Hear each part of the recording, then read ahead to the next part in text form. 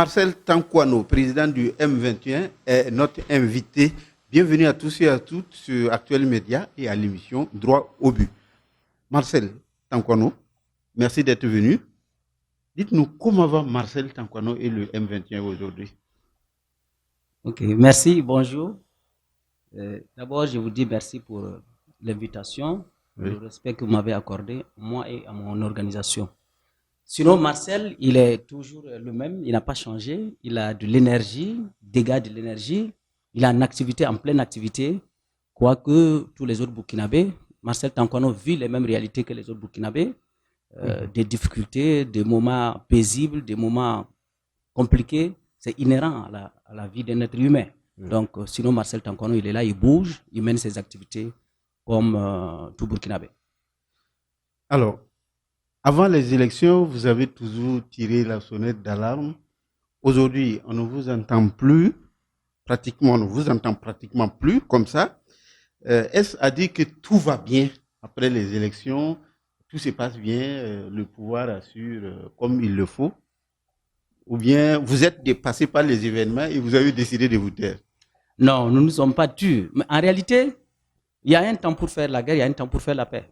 On ne peut pas continuer dans la dynamique de la bagarre. D'autant plus que le peuple du Burkina Faso a choisi les mêmes.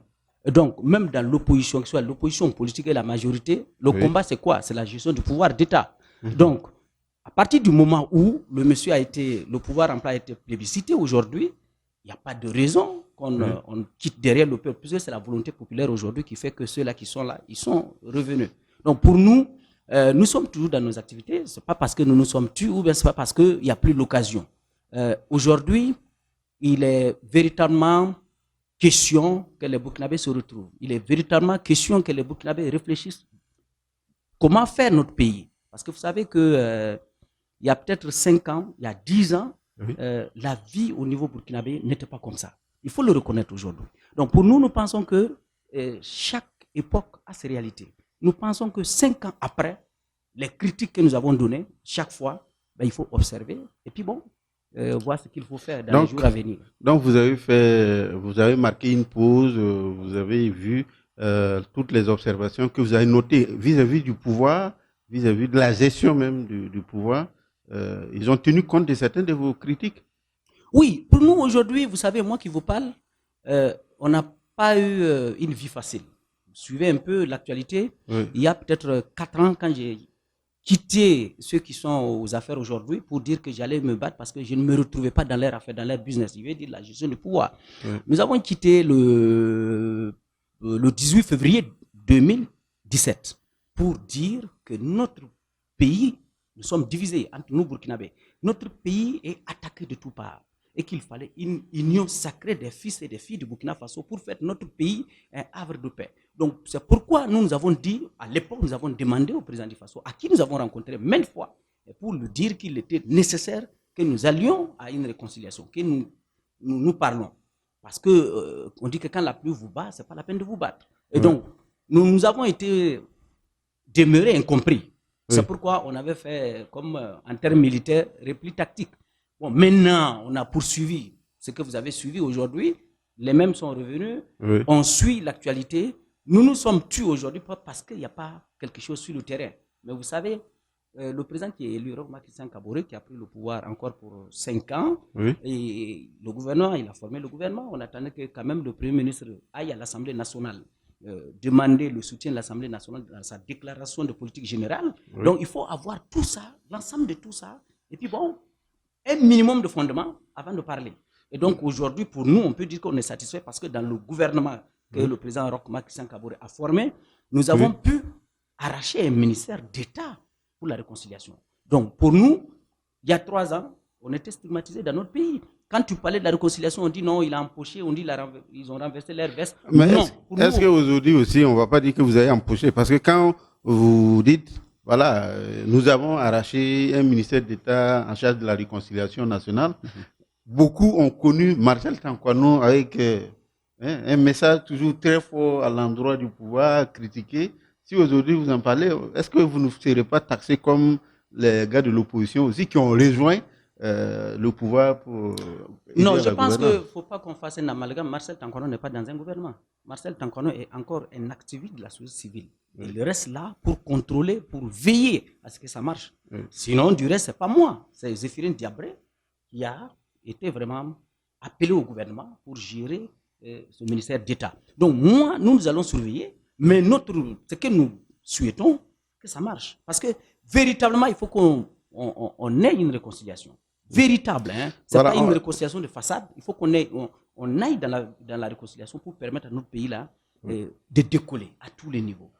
D'accord. Ah, vous l'avez dit tout à l'heure que en 2017, vous avez préféré quitter le bateau du pouvoir MPP parce que vous ne vous retrouvez plus. Oui, est-ce que c'est ça qui vous avait amené à dire une interview que vous avez accordée à nos confrères du Bouquet Info, 226 Info, je vous avais dit, je cite, « On a l'impression que Blaise Compaoré est devenu l'homme qu'il nous faut dans notre pays. » Est-ce qu'aujourd'hui, Marcel Tankono maintient toujours ces propos-là? Non, Marcel Tankono ne maintient pas ce même propos.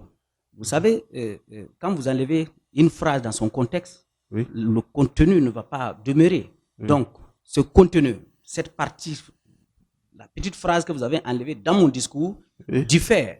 Parce qu'en ce moment, nous vivions des attaques accrues à tous les niveaux. Au nord, au Sahel, au centre-nord, à l'est et dans la région du nord. Mais aujourd'hui, quoi qu'on dise, c'est vrai que les attaques ne sont pas arrêtées. Mais au moins, pour ce que nous voyons, pour ce que nous vivons aujourd'hui là, nous pensons que Roch Marc Christian Kaboré a compris nos cris. Nous lui avons dit à l'époque qu'il faut véritablement qu'il écoute tout le monde et qu'il laissait lui-même, c'est celui qui gère l'appareil d'État, celui qui va organiser la réconciliation, celui qui va écouter tout le monde. Donc quand nous parlons et que au niveau politique, ils ne prennent pas ça au sérieux, ben, ça va être compliqué. Mais à l'époque, il fallait dire qu'il y avait un véritable problème de gouvernance politique. Il fallait qu'il y ait une nouvelle dynamique pour permettre à notre pays, pour permettre au gouvernement, aux institutions de décoller.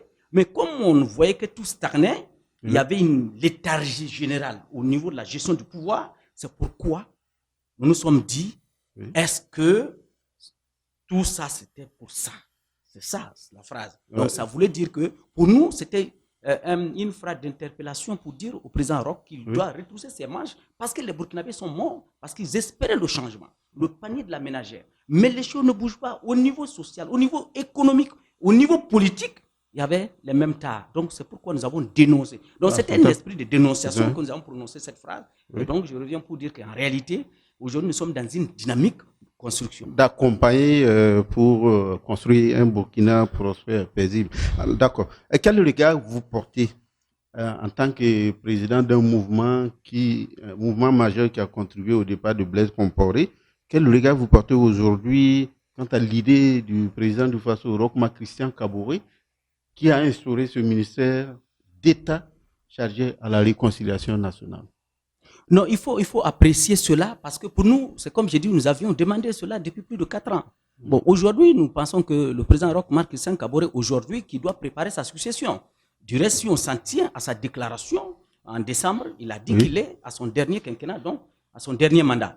Il a besoin non seulement de préparer sa succession, et également dans la préparation de la succession, il faut qu'on passe à une 5e république. Donc, pour nous, aujourd'hui, on peut dire que il faut travailler d'arrache-pied à tout le monde, comme les journalistes et toutes les couches sociales, pour permettre au président du Faso qu'aujourd'hui, la décision qu'il a prise, ce n'est pas seulement que lui. C'est pas parce que, quoi qu'on dise, c'est vrai que beaucoup disent que la crise au niveau politique, ce n'est pas au niveau social, ce n'est pas les populations de Fada, les populations de Gawa n'ont pas les mêmes problèmes, ne vivent pas de problèmes. Non, parce que c'est l'impulsion, la dynamique qui est engagée sur le politique n'arrive pas à le faire très bien, mais c'est le Burkinabé lambda qui va en pâtir. Donc la réconciliation telle que voulue par le président du Faso, ce n'est pas à lui seul de faire la réconciliation. C'est l'ensemble de tous les Burkinabés qui doit faire la réconciliation. C'est l'ensemble de tous les Burkinabés qui doivent comprendre, on doit comprendre qu'en réalité, pour le décollage économique, pour que notre pays amorce le développement, comme nous l'avons tant souhaité, il faut qu'on ait un esprit solidaire, il faut qu'on ait une cohésion sociale, il faut qu'on accepte que tout passe par la cohésion sociale. Aujourd'hui, nous sommes attaqués par des ennemis qu'on ne connaît pas. Oui. Jusque-là, on les appelle des Anis. Voilà. Donc, on ne sait pas ceux qui nous attaquent. Par contre, ceux qui nous attaquent, peut-être, eux, ils nous connaissent. Mais c'est parce que nous sommes divisés. Si nous sommes solidaires, nous pensons Tout ça, ça va s'arrêter. ça va s'arrêter. D'accord. Comment, selon vous, la réconciliation nationale pourrait concrètement se passer sur le terrain? Voilà. Bon, sur le terrain, voilà ce que nous disons. Il y a d'abord, la réconciliation, c'est quoi? C'est parce qu'entre nous, on ne s'entend pas. On parle de la justice. Aujourd'hui, on parle de la justice classique, il y a la justice traditionnelle, il y a même la justice traditionnelle que moi je plaide. Moi, je plaide pour la justice traditionnelle. Mais jusqu'à l'heure où je vous parle, nous n'avons pas encore le format défini par l'État ou par le ministère chargé de la réconciliation. On n'a pas encore une feuille de route. Il vous a déjà rencontré? Non, nous avons fait une rencontre avec le ministre d'État, Zéphirine Diabré, par 2 fois. Mais je pense que la première rencontre, on s'est écouté, chacun a fait les propositions. Il nous a demandé d'aller faire un mémorandum. Nous avons fait le mémorandum et nous lui avons remis, je crois, il y a peut-être 3 jours. Donc, on n'a pas encore défini le canevas de la réconciliation. On n'a pas encore défini, c'est-à-dire le grand format qu'il faut pour la réconciliation. Donc, on attend ce format-là pour pouvoir nous investir sur le terrain. Alors, en attendant, donc que le ministre d'État définisse les contours de la réconciliation nationale, quelle serait votre partition sur le terrain, bien avant que le ministre d'État définisse ce qu'il va faire? Non, nous n'avons pas d'autres appréhensions que ce que je suis en train de faire. Aujourd'hui, il faut écumer les médias burkinabés pour expliquer un peu le sens de la réconciliation. Pourquoi il faut aller à une réconciliation? Si nous voulons avoir une nation forte, une bonne gouvernance, il faut qu'on soit solidaire. Si on n'est pas solidaire, ça va être difficile. Donc pour nous, il est normal qu'on accepte d'aller dans une forte campagne de communication, de sensibilisation au niveau de la population. Parce que quoi qu'on dise, le produit fini là, les bénéficiaires là, c'est le peuple du Burkina Faso. Donc pour nous aujourd'hui, avant d'avoir donc la feuille de route, avant qu'on nous donne, il faut d'abord expliquer pourquoi il faut aller à une réconciliation véritable. Nous parlons de la vérité, justice, réconciliation. Qu'est-ce qu'il faut? Qu'est-ce que l'ossature là? Qu'est-ce qu'on doit mettre dedans?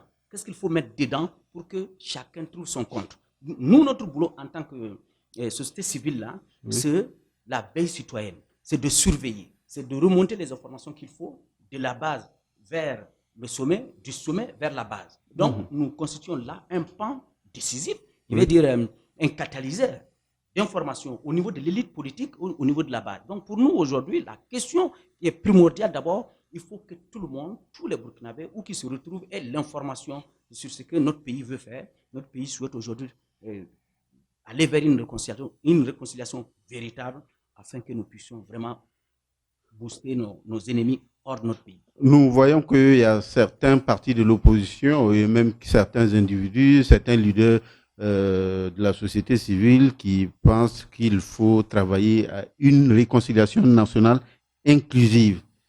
Parce qu'ils pensent que la manière dont ça doit se passer, vous avez suivi l'intervention du ministre Salif Saoudou à l'Assemblée nationale lors du passage du Premier ministre, qui apparemment c'est des conditions qu'on pose qu'il faut le retour du président Blaise Compaoré. C'est comme si sans ça, la réconciliation nationale ne peut pas avoir lieu. Non, moi je pense qu'il faut faire attention parce qu'en réalité c'est quoi? Aujourd'hui, quand tu prends les blaisis, je vais dire ceux qui soutiennent Blaise Compaoré aujourd'hui, peut-être souhaitent qu'on aille vers une réconciliation où on va peut-être proscrire la justice, où on va peut-être pardonner. Voilà, c'est-à-dire on ne parle pas de victimes, on ne parle pas de bourreaux. Alors que pour nous aujourd'hui, nous pensons qu'il faut véritablement qu'il y ait une vérité d'abord. Parce que tant qu'il n'y a pas de vérité, nous ne pouvons pas aboutir à une réconciliation. Il faut que l'on sache. Moi, je veux savoir ce qui s'est passé de 1960 à nos jours. Je veux savoir ce qui s'est passé en 87 quand Thomas Sankara partait, quand il mourait. Je veux savoir comment Norbert Zongo a été tué. Je veux également savoir ce qui s'est passé quand Dabo Boukari a été tué.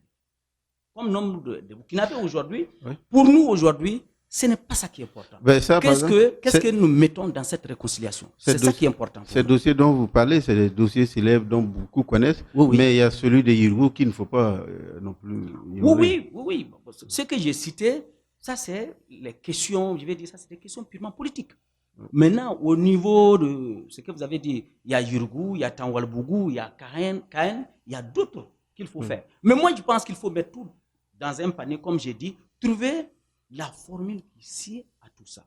Parce qu'il n'y a pas que ça. Parce que même quand vous prenez les dossiers emblématiques, donc Thomas Sankara, Norbert Zongo, Dabou Boukari et j'en passe. Les familles attendent toujours. Les familles attendent toujours. Ces dossiers emblématiques, quand vous regardez, il n'y a pas plus de 20 personnes qui sont impliquées dans ces dossiers-là. Donc, très rapidement, nous pensons que nous pouvons aller très rapidement dans ce procès, qu'on aille vers les bourreaux, qu'on écoute les victimes et les bourreaux, et qu'au juste milieu, on trouve une formule qui appelle tout le monde, et enfin, est-ce que tous ces problèmes du Burkina qui perdurent, est-ce que ce n'est pas une question de justice? Est-ce que la justice fait réellement et correctement son travail?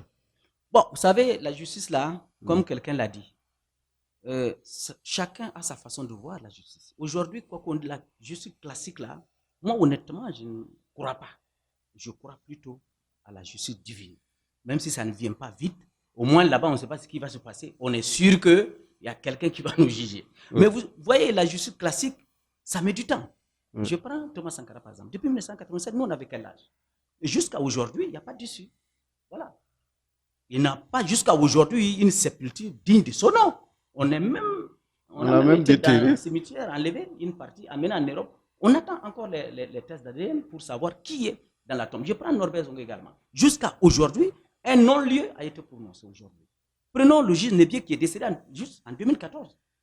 Jusqu'à aujourd'hui, on ne sait pas qu'est-ce qui se passe. On se disait quand même que notre justice qui a acquis son indépendance, comme on le dit, si c'est une indépendance totale, réelle, on devrait pouvoir élucider tout ça. Mais malheureusement, quoique, bon, quand vous regardez la justice burkinabé aujourd'hui, ça stagne, ça ne bouge pas. Oui.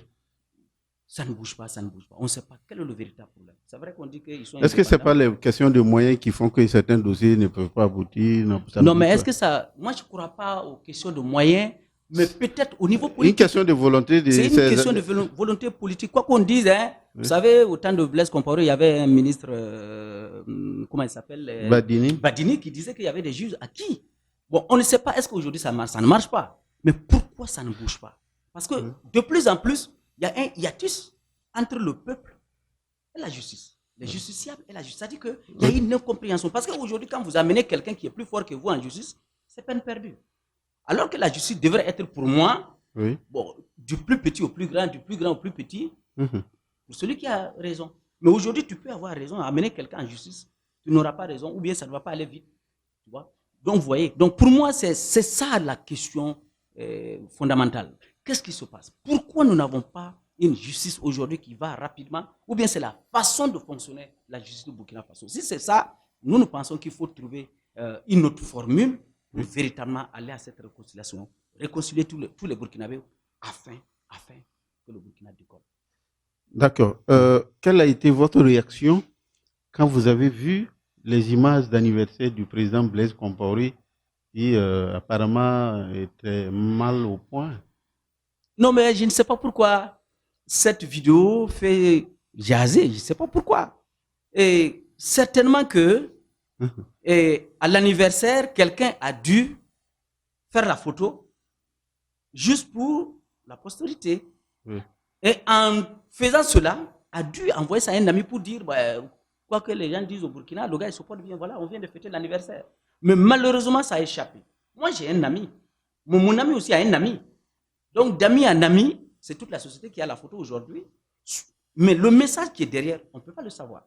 On ne peut pas le savoir parce qu'il n'y a pas une version officielle jusqu'à aujourd'hui, ni la Côte d'Ivoire, ni au Burkina. Il n'y a pas quelqu'un au niveau politique, au niveau gouvernement, pour dire ce qui s'est passé. Du reste, moi, je prends ça comme l'anniversaire de Sylvestre Dibro, moi, mon anniversaire, ou l'anniversaire de quelqu'un d'autre.